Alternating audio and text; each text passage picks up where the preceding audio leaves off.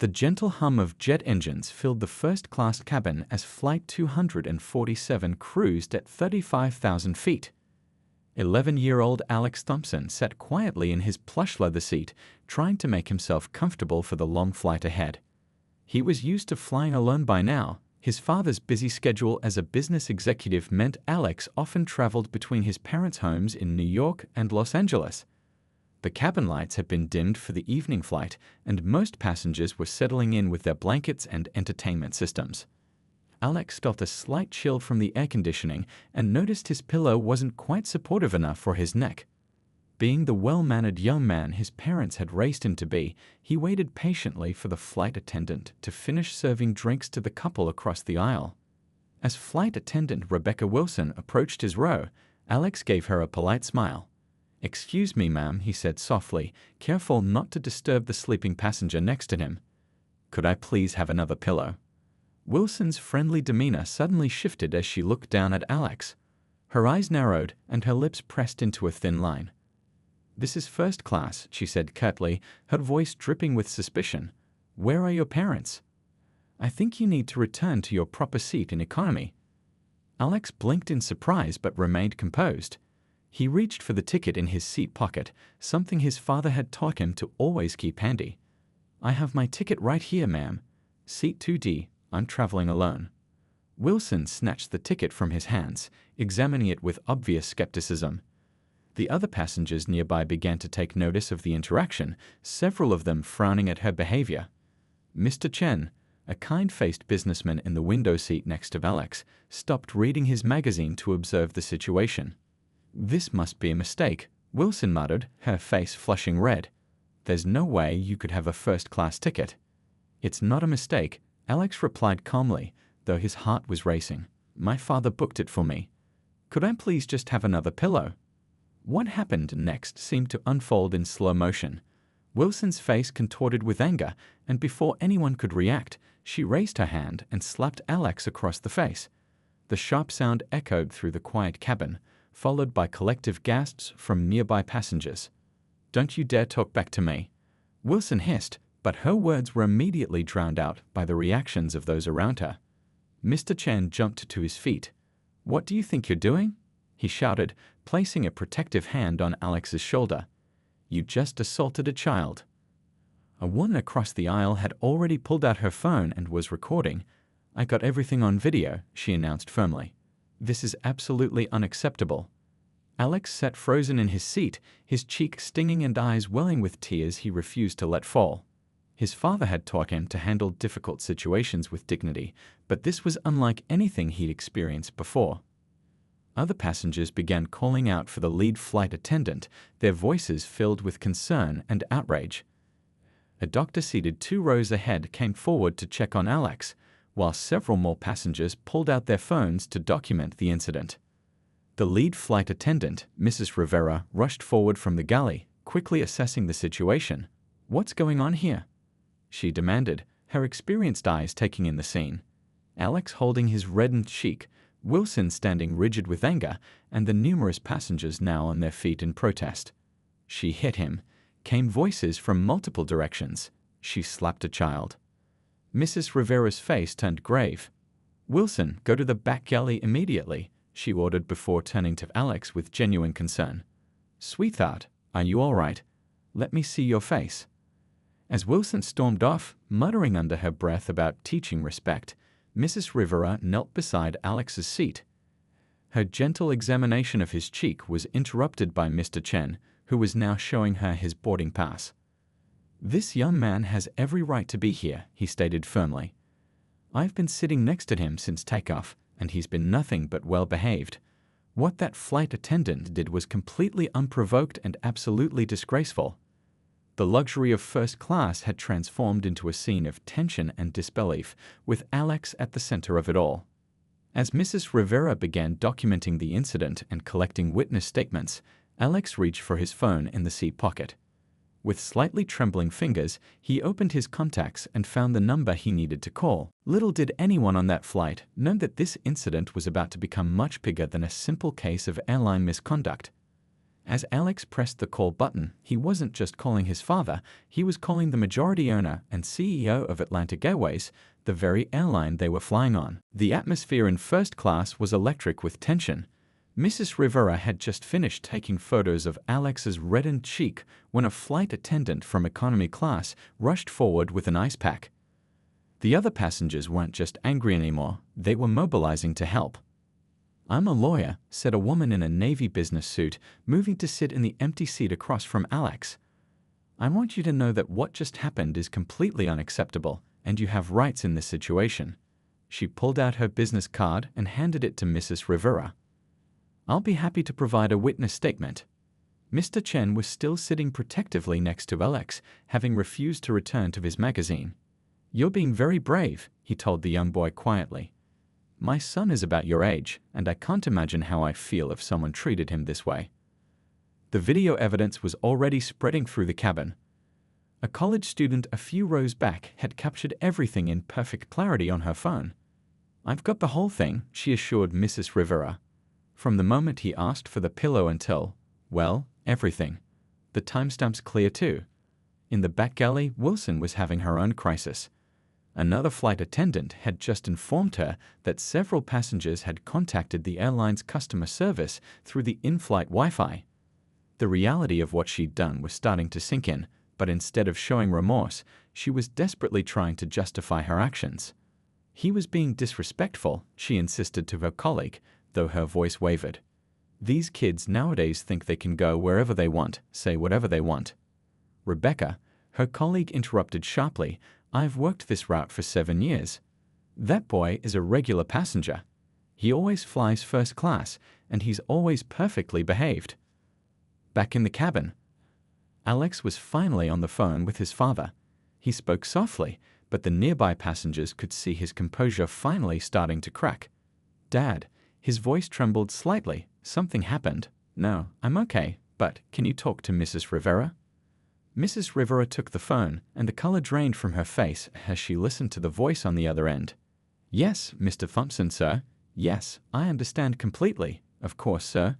We'll handle it immediately. Yes, I'll stay with him personally for the remainder of the flight." The other passengers watched with interest as Mrs. Rivera's professional demeanor shifted to one of deep concern and respect. They didn't know it yet, but they were watching the beginning of what would become a major turning point in airline history. A kind elderly couple across the aisle had been quietly observing everything. The woman reached into her carry-on bag and pulled out a small package of cookies. "Here, sweetheart," she said, passing them to Alex. "My grandchildren love these. They always help make things better." Alex managed a small smile as he accepted the cookies. The simple act of kindness seemed to break some of the tension in the cabin. Other passengers began sharing their own stories of witnessing discrimination, their voices kept low but intense. Mrs. Rivera returned to the back galley, where Wilson was still trying to defend herself. "Rebecca," she said firmly, "I need your employee ID and wings. You're suspended effective immediately. When we land, you'll be met by HR representatives." "You can't do this to me," Wilson protested, her voice rising. "I've worked for this airline for 15 years. "Then you should have known better," Mrs. Rivera replied calmly. "That boy you just assaulted? His father is Mr. Thompson." Wilson's face went pale. "Mr. Thompson, you don't mean?" "Yes, the owner of Atlantic Airways. But that shouldn't matter," Mrs. Rivera continued. "What you did would be unacceptable no matter who that child's parents are." The news spread quickly through the cabin crew. Flight attendants who had worked with Wilson for years were shocked. Some were already distancing themselves, while others shook their heads in dismay. Back in first class, passengers were still coming forward to offer support. A grandmother traveling to see her family insisted on giving Alex her extra neck pillow. A business executive who frequently flew the route shared that he'd seen Alex on previous flights and had always noticed how polite he was. The incident had transformed the usually quiet first-class cabin into a community united in support of a young boy who had faced injustice with remarkable dignity. What none of them knew was that this was just the beginning. Mr. Thompson wasn't just a father protecting his son, he was a CEO about to turn this incident into a catalyst for major change in the airline industry. As the flight continued towards its destination, Alex finally began to relax slightly, surrounded by the kindness of strangers who had become his defenders. Mrs. Rivera stayed nearby, ensuring his comfort while professionally managing the situation. The ice pack had reduced the redness on his cheek, but the impact of what happened would have far-reaching consequences that would extend well beyond this single flight. In a sleek conference room on the top floor of Atlantic Airways headquarters, Mr. Thompson was leading a quarterly board meeting when his phone buzzed. He usually kept his phone on silent during meetings, but he always made an exception when his son was flying. Looking down at the screen, he saw Alex's name and felt a flutter of concern. "Excuse me for a moment," he said politely to the board members, stepping away from the mahogany table. The other executives nodded understandingly. Many of them were parents themselves and knew Mr. Thompson's dedication to his son. As he listened to Alex's trembling voice, his expression shifted from concern to shock and finally to controlled anger. The board members watched as their usually composed CEO gripped the back of his chair, his knuckles turning white. "I'll handle this right now, son," he said softly into the phone. "Are you okay? Is Mrs. Rivera there? Put her on, please." His voice remained gentle when speaking to Alex, but as soon as Mrs. Rivera came on the line, his tone changed to one of quiet intensity. Walking back to the table, Mr. Thompson addressed the board.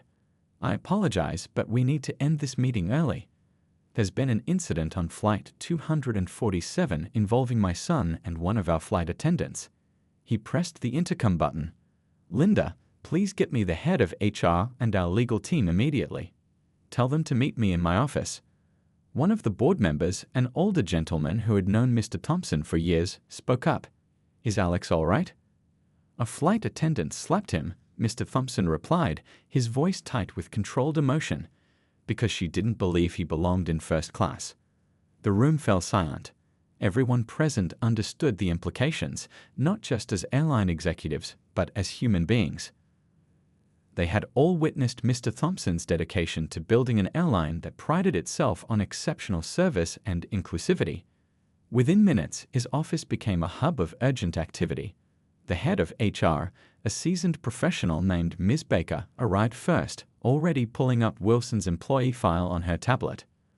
The legal team followed shortly after, led by Mr. Richards, who had helped draft the airline's anti-discrimination policies.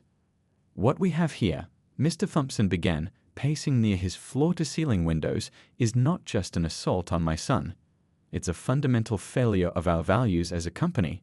He stopped and turned to face his team. "But we're going to handle this the right way." Ms. Baker nodded in agreement. "I've already dispatched a team to meet Flight 247 when it lands. We'll need to conduct a full investigation, though from what I'm hearing, there are multiple witnesses and video evidence." "The legal implications are serious," Mr. Richards added, reviewing the preliminary report on his laptop. "Assault of a minor discrimination. We're looking at potential criminal charges, not just company policy violations." Mr. Thompson sat down at his desk, looking at a framed photo of Alex. "I want to be clear about something," he said firmly. "This isn't about revenge. This isn't about me being the owner of the airline. This is about making sure nothing like this ever happens to anyone's child on any of our flights ever again." The team worked quickly to develop a response plan. Mr. Thompson insisted on personally reviewing every detail. When his assistant brought in coffee for everyone, they noticed he hadn't touched his. His focus was entirely on the situation at hand. "We need to think bigger than just this incident," he continued, pulling up the airline's training protocols on his computer. "How many other employees might have these same biases? How many passengers face discrimination that we never hear about because they don't happen to be the CEO's son?" As the afternoon wore on, the response plan evolved into something more comprehensive. Mr. Thompson wasn't just thinking about disciplinary action, he was seeing an opportunity to create real change in the industry. His phone buzzed again, another update from the flight. Mrs. Rivera reported that Alex was doing better, surrounded by supportive passengers. Mr. Thompson felt a mix of pride in his son's composure and determination to use this incident as a catalyst for change. "Get me the numbers on our current diversity training programs," he instructed Ms. Baker. "And I want to know what other airlines are doing. We're going to set a new standard for the industry." As evening approached, Mr. Thompson made one final call to the plane. This time, he asked to speak with Wilson. The office fell silent as they waited for the connection. "Ms. Wilson," he said calmly when she came on a line, "I understand you had an altercation with my son today." He listened to her stammered response. "I want you to know that what happens next will not be about revenge. It will be about justice, education, and change. I hope you're ready to be part of that change." As he hung up the phone, Mr. Thompson looked at his team. They could see in his eyes that this wasn't just a CEO protecting his company's interests. This was a father determined to create a better world for his son and for every other passenger who would ever board one of his planes. The sun was setting over the city skyline, casting long shadows across the office. But for Mr. Thompson and his team, the day was far from over. They had work to do, important work that would reshape not just one airline, but an entire industry's approach to diversity and inclusion. When Flight 247 touched down, the situation had already set wheels in motion throughout Atlantic Airways. The terminal gate was quietly staffed with members of the airline's HR team, all wearing professional attire and concerned expressions. They weren't there to create a scene. They were there to handle a delicate situation with the utmost care and professionalism. As passengers began deplaning, Wilson stood in the back galley, her hands shaking slightly as she removed her wings pin. 15 years of service, and it had all come down to this moment. Through the window, she could see the HR team waiting, and the reality of her actions was finally hitting her full force. I just assumed," she whispered to herself, but couldn't finish the thought. There was no justification, and she knew it. The first-class passengers exited first, many of them pausing to give statements to the waiting HR team. Mr. Chen, who had sat next to Alex throughout the flight, handed over his business card and spent several minutes describing what he'd witnessed. The lawyer who had offered her help earlier was already discussing potential next steps with the HR director. As Alex walked off the plane, accompanied by Mrs. Rivera, a quiet murmur spread through the gate area. Airline staff who had heard about the incident through internal channels tried to appear busy while stealing glances at the CEO's son. What struck many of them was how composed the young boy appeared, despite everything that had happened. Back at headquarters, the response team had been working nonstop. The conference room had transformed into a command center, with laptops open and phones constantly ringing. Ms. Baker, the head of HR, was reviewing the current training protocols with a critical eye. "Look at this," she said, pointing to a section of the manual. "Our bias training is only 4 hours long. That's not nearly enough." She made another note on her already full legal pad. "And it's all theoretical. We need practical scenarios, real-world situations." Mr. Thompson walked in, having just finished a series of calls with board members. His tie was loosened, and his sleeves were rolled up, signs of the long hours he'd been putting in since receiving Alex's call. "What's our progress?" he asked, accepting a fresh cup of coffee from his assistant. The team began their update. The initial investigation had already revealed some troubling patterns. Wilson wasn't the only employee with complaints about bias in their file, just the first to act so overtly. The legal team had prepared several options for moving forward, ranging from immediate termination to a more comprehensive rehabilitation program. "Here's what I'm thinking," Mr. Thompson said, moving to the whiteboard. "We're not just going to handle this one incident. We're going to transform how this airline approaches diversity and inclusion." He began writing, and the team watched as a plan took shape. First, a complete overhaul of the training program, not just longer, but better. Real scenarios, guest speakers, and regular refresher courses. Second, a new position, Chief Diversity Officer, someone who would report directly to him and have real power to make changes. "And here's the key," he said, underlining a phrase he'd written, community input. "We're going to reach out to our passengers, our employees, everyone who's ever felt marginalized during air travel. We're going to listen to their stories and learn from them." The PR team had prepared several statements, but Mr. Thompson rejected them all. "No corporate speak," he insisted. "We need to be human about this, real, honest, and transparent." As the day went on, Wilson sat in a small conference room with HR representatives, tears streaming down her face as she watched the video of herself slapping Alex. "I don't know what came over me," she kept saying. I didn't think." The HR team wasn't harsh with her, but they were firm. "This is going to be a learning opportunity," they explained. "Not just for you, but for the entire company. Are you willing to be part of that?" Wilson nodded slowly, beginning to understand that this wasn't just about losing her job. It was about acknowledging and addressing deep-seated biases she hadn't even realized she carried. By evening, the story had started spreading through the company. Employee chat groups were buzzing with discussions about bias and privilege. Flight attendants were sharing their own experiences with discrimination, both as witnesses and victims. Something was changing in the culture of Atlantic Airways. Mr. Thompson ended the day by drafting a personal email to every employee of the airline. It wasn't written by the PR team or vetted by legal. It was honest, direct, and heartfelt. "Today, my son experienced something that no child should ever face. But this isn't just about him. It's about every passenger who has ever felt unwelcome on our planes. Starting tomorrow, we begin the work of ensuring that never happens again. I'm asking each of you to join me in this commitment to change." As he hit send, Mr. Thompson knew this was just the beginning.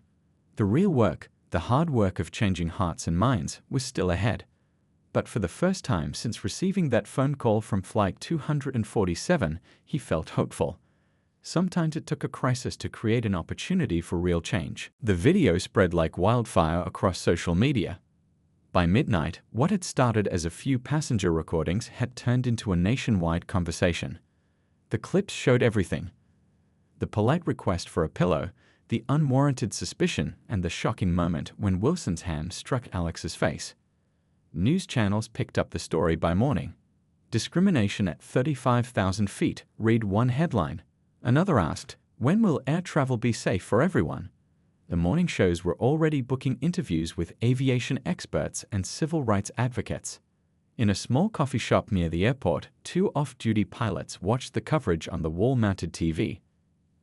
"I can't believe this happened on our airline," one said, stirring his coffee absently. "I've flown that kid and his dad several times. They're always so pleasant." His colleague nodded. "Did you see the email from Mr. Thompson last night? This isn't going to be business as usual. He's serious about making changes." On social media, #Atlantic Airways was trending. While some tried to defend Wilson's actions, they were quickly drowned out by an overwhelming wave of support for Alex and his father's measured response. People began sharing their own stories of discrimination during air travel. A popular travel blogger wrote a lengthy post about her experiences. "For years, we've pretended this doesn't happen. We've smiled through the random security checks and ignored the suspicious glances. But today, because one brave young boy stayed calm and other passengers stood up for what's right, we're finally having this conversation." The airline's customer service department was flooded with messages, but surprisingly, many weren't complaints. They were messages of support and suggestions for improvement. Former passengers shared their experiences, both good and bad, offering insights into how the airline could do better. In the airport terminals, current Atlantic Airways flights were operating normally, but there was a noticeable difference in how the staff interacted with passengers. Flight attendants were making extra efforts to be welcoming to everyone. Gate agents were going out of their way to assist passengers who seemed unsure or uncomfortable. A group of flight attendants created a private social media group called Better Flying for All. Within hours, thousands of airline employees from various companies had joined, sharing resources about unconscious bias and discussing ways to make air travel more inclusive. Mr. Chen, who had sat next to Alex during the incident, gave an interview to a local news station. "What struck me wasn't just the obvious discrimination," he explained. "It was how this young boy handled it with such dignity, and then how his father, instead of reacting with anger, chose to make this a moment for positive change." The lawyer who had offered her help on the flight was now working with a civil rights organization to develop new guidelines for airlines. "This incident has opened a door," she told reporters. "We have an opportunity to address systematic issues in air travel that have gone ignored for too long." Wilson's actions had unintentionally sparked a movement. Aviation industry forums were filled with discussions about bias training and customer service standards. Other airlines began reviewing their own policies, not wanting to find themselves in a similar situation. Social media influencers who specialized in travel content began sharing tips for passengers who might face discrimination, while also highlighting airlines and staff members who were getting it right. The conversation was moving from anger to action, from pointing out problems to finding solutions. By afternoon, Atlantic Airways' announcement of their new training program and Chief Diversity Officer position had made headlines. Other airlines watched carefully, knowing they would soon be expected to follow suit. Industry analysts praised the quick and comprehensive response. In airport lounges across the country, travelers discussed the incident. Many shared their own experiences of feeling judged or unwelcome. Others admitted to their own biases and vowed to do better. The conversation was uncomfortable at times, but necessary. A veteran flight attendant with 30 years of experience posted a video that went viral. "We come to this job because we love taking care of people," she said, her voice full of emotion. "Today is a wake-up call. We need to make sure we're taking care of all people without exception." The responses weren't all positive. Some online trolls tried to minimize the incident or defend Wilson's actions. But they found themselves increasingly isolated as more people stood up against discrimination in all its forms. Mr. Thompson's response had set a new standard for corporate leadership in crisis situations. Business schools were already preparing case studies on how to transform a negative incident into positive institutional change. As evening approached again, a photo began circulating online. It showed Alex back at home, doing his homework, carrying on with his normal routine. The caption, written by a family friend, read, "This young man didn't ask to become a symbol of change, but his dignity in the face of discrimination and his father's thoughtful response might just transform an entire industry." The story had moved beyond a single incident on a single flight. It had become a catalyst for examining how we treat each other, not just in the air, but everywhere. And somewhere in the midst of all the headlines and hashtags, real change was beginning to take root. 2 weeks after the incident, Wilson sat nervously in a conference room at Atlantic Airways corporate headquarters. She wasn't alone. Alongside her were experts in diversity training, civil rights advocates, and airline industry veterans. This wasn't a punishment session, it was the first day of the airline's new comprehensive training program. "We're not here to shame anyone," the lead trainer explained, looking around the room. "We're here to learn to grow and to do better." Wilson nodded, clutching her notebook. The past 2 weeks had been a journey of self-reflection that had opened her eyes to biases she never knew she carried. Mr. Thompson had surprised everyone by showing up at the training session. He didn't sit at the head of the table or make grand speeches. Instead, he took a seat among the attendees, ready to learn alongside his employees. "I realized something important," he shared with the group. "As CEO, I can't just order change to happen. I need to be part of it." His presence sent a powerful message throughout the company. This wasn't just a PR exercise. This was a genuine commitment to transformation. The training was unlike anything the airline had done before. Instead of dry presentations and rulebooks, they worked through real scenarios. They watched videos of actual incidents, not just from their airline, but from across the industry. They heard directly from passengers who had faced discrimination. A flight attendant with 20 years of experience broke down in tears during one session. "I never realized," she said, "how many times I might have made someone feel unwelcome without even knowing it. Small things I thought were normal, they weren't normal at all."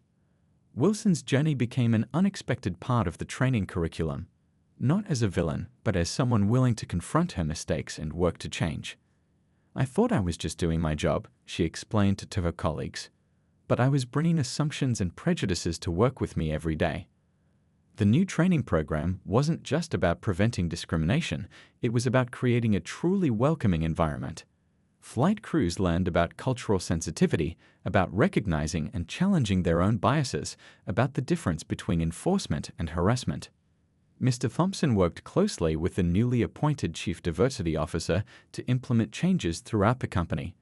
They revised hiring practices, promotion criteria, and customer service protocols. Every policy was examined through the lens of inclusivity. The changes weren't always easy.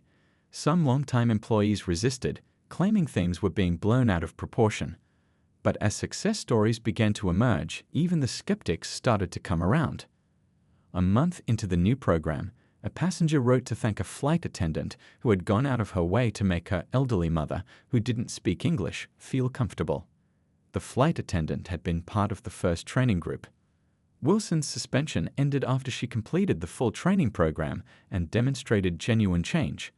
Her return to work wasn't in customer service. Instead, she requested to join the training team, sharing her story as a cautionary tale and an example of the possibility of transformation. The airline's new approach began attracting attention from beyond the aviation industry. Other companies sent representatives to learn about the program. Mr. Thompson received invitations to speak at conferences about corporate culture change.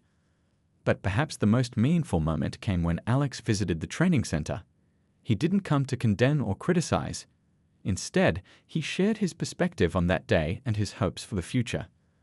The room fell silent as he spoke about forgiveness and the importance of learning from mistakes. "What happened to me wasn't right," he told the group. "But what matters now is making sure it doesn't happen to anyone else." His maturity and compassion left a lasting impression on everyone present. Wilson, who had been nervous about facing Alex again, found herself moved to tears by his words. After his talk, she approached him and his father. "I am so sorry," she said simply. "Thank you for giving me the chance to learn and change." The incident that could have ended in bitter litigation had instead become a catalyst for genuine transformation. Other airlines began implementing similar programs. Industry publications wrote about the Atlantic Airways model of addressing bias and discrimination. As the training program expanded, success stories multiplied. Passenger satisfaction scores rose. Employee morale improved. The airline began winning awards not just for service, but for its commitment to diversity and inclusion. Mr. Thompson often reflected on how a terrible moment had led to something positive.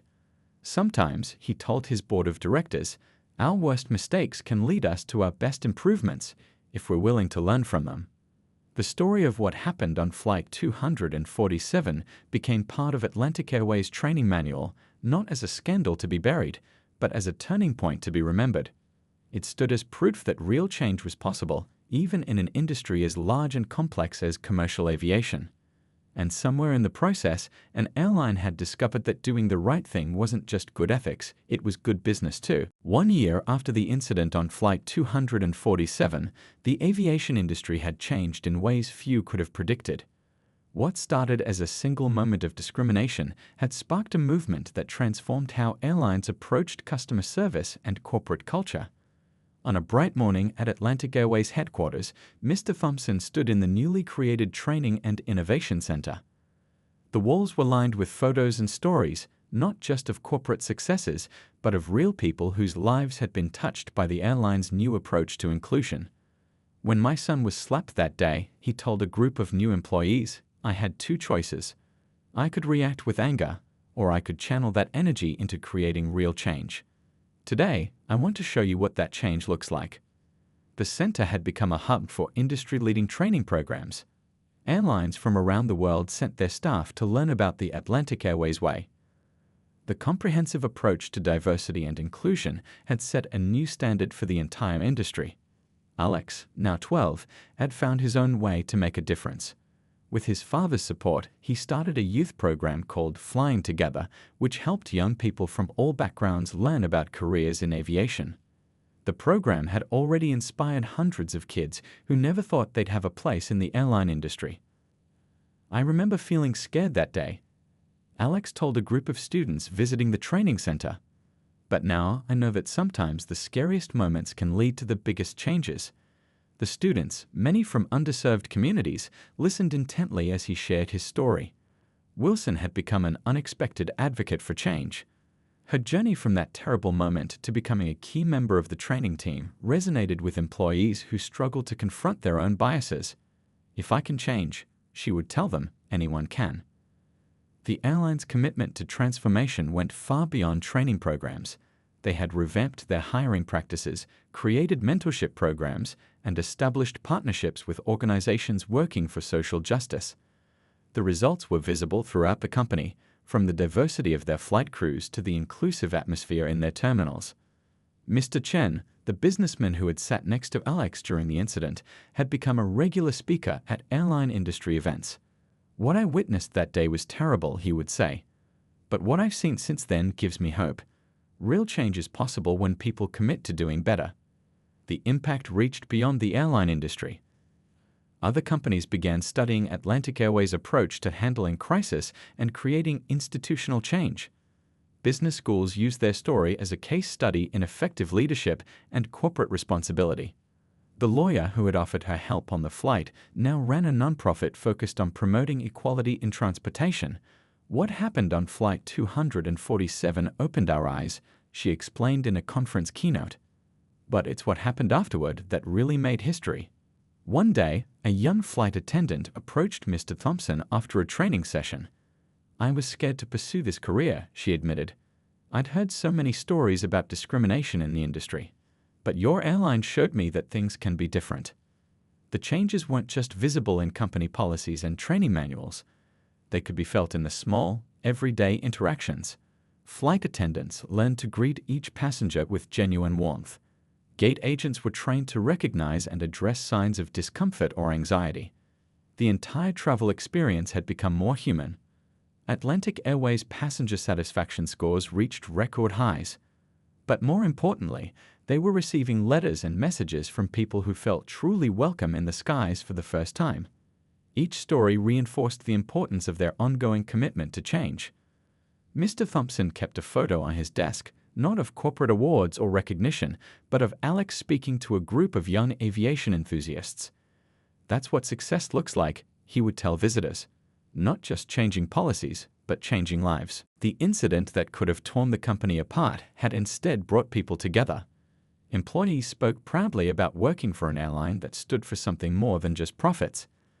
Passengers chose Atlantic Airways not just for their routes or prices, but for their values. 1 year later, Flight 247 still operated its regular route. But now, it carried something more than passengers and cargo. It carried the story of how a moment of darkness led to lasting light, how one incident sparked a movement, and how an airline chose to transform tragedy into triumph. As the sun set on another busy day at Atlantic Airways, Mr. Thompson watched planes taking off and landing from his office window. Each aircraft carried hundreds of stories, of people traveling for business, for pleasure, for family. And now, thanks to the changes of the past year, each of those stories had a better chance of being positive.